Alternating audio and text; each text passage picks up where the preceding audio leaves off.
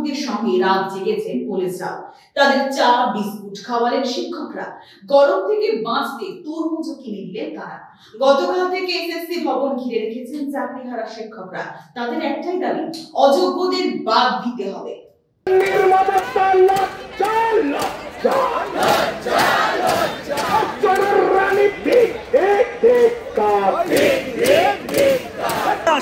কিন্তু তার সঙ্গে আমাদের প্রতিনিধি যাবে, আপনাদের খাবার আপনারাই খাবেন এবং দেখুন আপনারা সব প্যাকেটিং, এখন জল সব প্যাকেটিং একেবারে আমরা নিয়ে যাচ্ছি।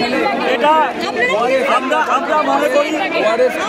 আমরা মনে করি এই যে বিল্ডিংটা, এই বিল্ডিংটা আমাদের এবং আমরা এই বিল্ডিংয়ের কাছে দায়বদ্ধ, তাই এই খাবার আমরা আমাদের অভিভাবককে পৌঁছে দিচ্ছি।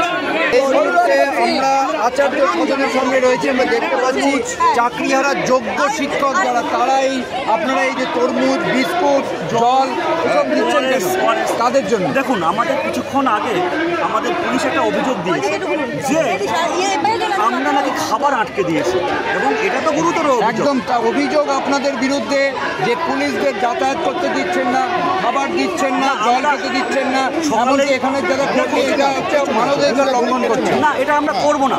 হয়তো আমরা সারা রাত না খেয়েছিলাম, অসংখ্য শিক্ষিকা ছিলেন বলে কি হয়েছে আমরা বিক্ষিপ্তভাবে কিছু কথা বলতে পারি, কিন্তু সকালেই সেটা আমরা সংশোধন করে নিয়েছি। আমরা জল এবং ওষুধ সকালেই পাঠিয়েছি।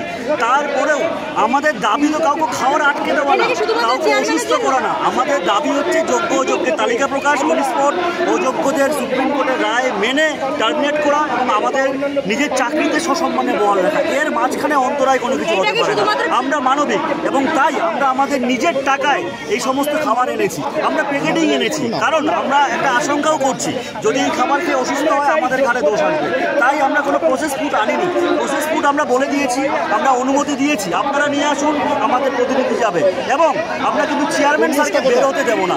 আমাদের দাবিতে আমরা আমরা সবাই একত্রিত, আমরা এখানে বসবো, কিন্তু আমরা কথা দিচ্ছি এর মাঝখানে আর কোনো কিছু অন্তরায় হবে না, খাবার স্বাস্থ্য কোনো কিছু অন্তরায় হবে।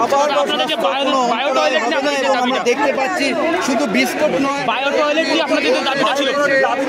জল রয়েছে, সমস্ত জিনিস, জলের বোতল, বায়ো টয়লেট কি আপনাদের দাবিটা ছিল? শিক্ষক যারা রয়েছে তাদের দাবি আছে, আমাদের অজস্র শিক্ষিকা আছে এখানে, তাদের জন্য বায়ো টয়লেট অত্যন্ত প্রয়োজন।